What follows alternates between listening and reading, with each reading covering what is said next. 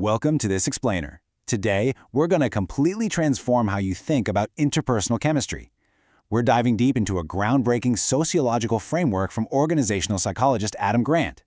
I mean, if you've ever wondered why you instantly click with some people but awkwardly struggle with others, or why certain teams absolutely crush it under pressure while others completely fall apart, well, you're in the exact right place. We're breaking down the theoretical framework of relational chemistry. But here's the twist. We're not treating it like some mysterious magical force. We're looking at it as an engineered system, one that absolutely anyone can learn to design, build, and master. Let's get into it. So, let's start by challenging one of our most basic assumptions. Adam Grant argues something super interesting here. Connection isn't about how much time we spend together, it's about how much joy and meaning we create together.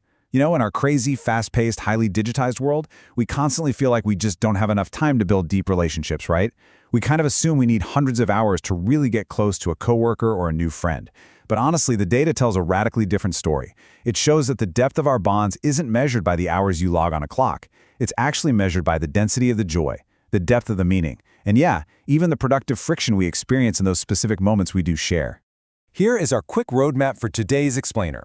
We'll be looking at the modern connection deficit, 3 big myths about chemistry, how to actually engineer relational chemistry, some applied social physics, navigating what's called stealth expectations, and finally becoming an architectural convener.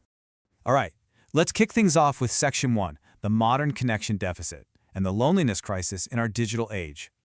We're actually living through a pretty massive paradigm shift right now in how we understand human behavior. Think about it. For generations, the old mental model was basically that chemistry is just a passive byproduct of matching personalities. Like it's a genetic trait or a lucky roll of the dice. You either have that magical spark with someone or you just don't.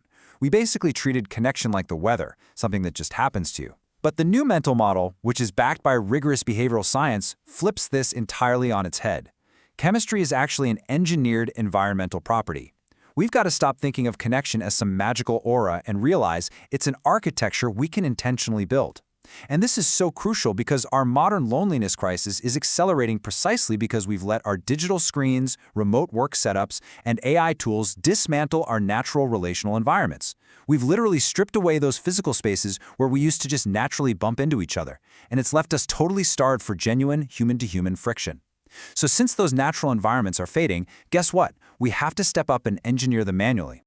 And if you want to understand why this matters on a strictly physical level, check this out.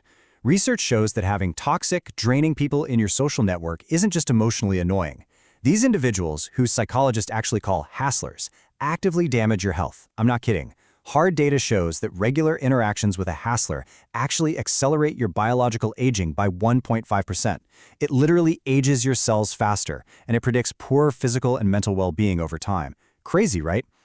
So engineering a healthy relational environment isn't just some nice-to-have social luxury to make the workday a bit more pleasant. It's an absolute biological imperative if you want a long, healthy life. Moving right along to Section 2, the 3 myths of chemistry. It's time to deconstruct some false mental models. So before we can go around building these new environments, we've got to unlearn some old conditioning. There are 3 super pervasive myths we really need to bust here. First up is homophily. That's the deeply ingrained idea that similarity is required for solidarity. We naturally gravitate toward people who look, think, and vote like us because, well, it feels comfortable. But science actually shows us that profound bonds can form across massive ideological and personal divides, as long as common objectives are engineered into the environment. Myth number 2 is the instantaneous spark. We are totally conditioned by Hollywood rom-coms to think chemistry is this immediate binary event. Lightning strikes or it doesn't. But in reality, high-quality connections are frequently latent. They kind of simmer under the surface and develop gradually as trust builds up through repeated, reliable actions over time. And the third myth is raw time investment. Like we touched on earlier, true closeness does not require massive, unending volumes of time. It relies on the specific density of your interactions. It's always about the quality of the spark, not the length of the fuse. That brings us to Section 3, engineering relational chemistry, and what we call the combustion metaphor. Okay, so how do we actually build this stuff? Well, Adam Grant proposes that interpersonal chemistry is exactly like combustion. Think of it as an engineered system. A fire literally can't happen in a vacuum, and neither can a relationship. You have to perfectly align 3 specific environmental coordinates to ignite a bond. Step 1 is fuel. This is the raw substance of the relationship. Out in the real world, this looks like uncovering mutual interests, like finding out you both obsess over the exact same obscure hobby, or maybe sharing a vulnerability, like admitting you both secretly struggle with public speaking. Step 2 is oxygen. This represents the structural space, the autonomy, and the psychological safety that allows a relationship to breathe without suffocating. Think about creating a vibe where a colleague isn't penalized for throwing out a terrible idea during a brainstorm. And step 3, that's the heat. This is the specific conversational spark, maybe a sudden environmental challenge or a shared goal that actually kicks off the reaction. Picture a looming project deadline that suddenly forces a totally fragmented team to align and execute. So if a relationship in your life is failing or just feeling kind of stagnant, it's almost always because you're starving it of one of these 3 specific coordinates. Now, supplying that crucial relational oxygen we just talked about, that often just means knowing exactly when to step back and get out of the way. As Grant says, the true leader in a group is rarely the person who talks the most. It's usually the person who listens best. Creating real psychological safety means deliberately amplifying those quiet voices, actively inviting dissenting views without getting defensive about it, and intentionally surfacing the things that aren't being said out loud in the room. In a lot of ways, the real active architect of a connection isn't the one dominating the conversation at all. It's the one holding the space open so that combustion can actually happen safely. Let's jump into Section 4, Applied Social Physics. We're going to look at some extreme case studies in relational design. So let's look at how this combustion model actually plays out in the real world, especially under extreme pressure.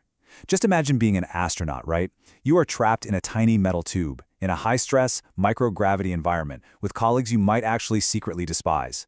So how do they survive without literally turning on each other?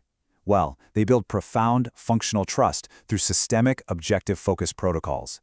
It just goes to show that team cohesion is built through shared duty and engineered safety, not necessarily because you actually like the person. Next, consider a highly successful comedy troupe dealing with severe creative burnout. You'd probably think the solution is more team building, right? Actually, wrong. Their structural intervention was beautifully counterintuitive, mandated periodic physical separation. They realized that strategic distance actually acts like a preservative. By forcing time apart, they renewed their creative energy and brought back those unique perspectives needed to create high-density sparks when they finally got back together. And finally, think of a musical band facing massive creative tension. Instead of just suppressing their fights to keep the peace, they leaned into structured, task-focused conflict. By learning how to fight productively about the actual music, rather than just attacking each other's personalities, they literally channeled their interpersonal tension directly into creative breakthroughs.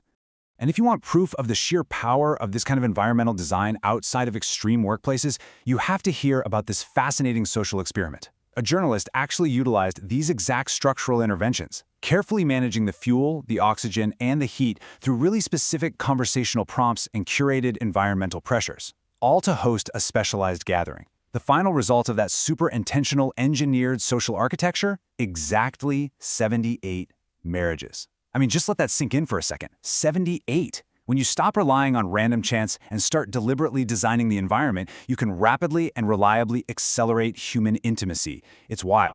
Moving to Section 5, Navigating Stealth Expectations and Uncovering the Iceberg of Collaboration. But okay, here is the catch. Even the absolute best designed relational systems can fail spectacularly if we ignore the hidden traps lurking just beneath the surface.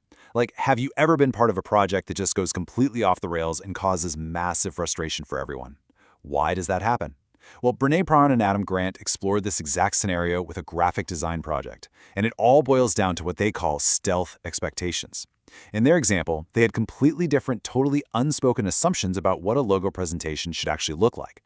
Grant fully expected to see these rough, messy drafts so they could debate the underlying meaning.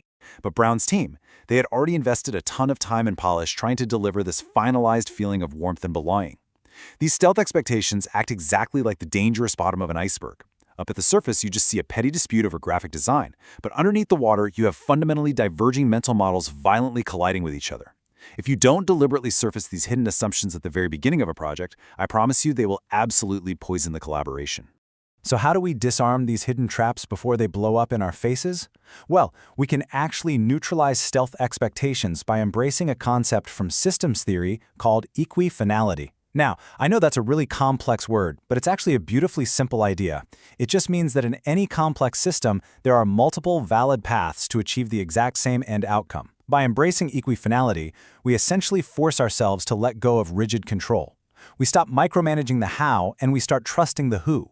We trust that our collaborators, drawing on their own unique mental models, their cultural backgrounds, and their individual methods, can reach our shared goal in a way we might never have even imagined on our own.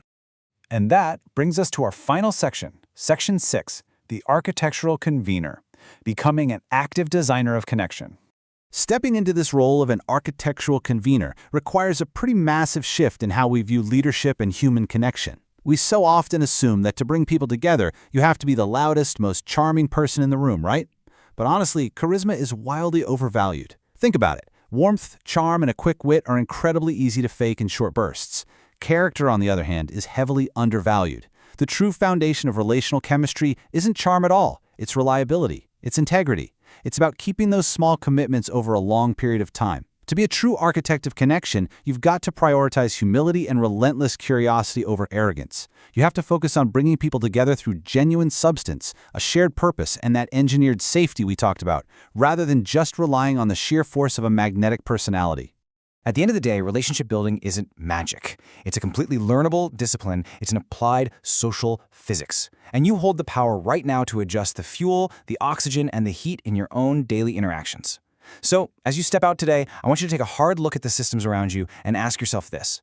What unseen stealth expectations are currently sabotaging your most important relationships, and how can you redesign your environment to spark real chemistry today?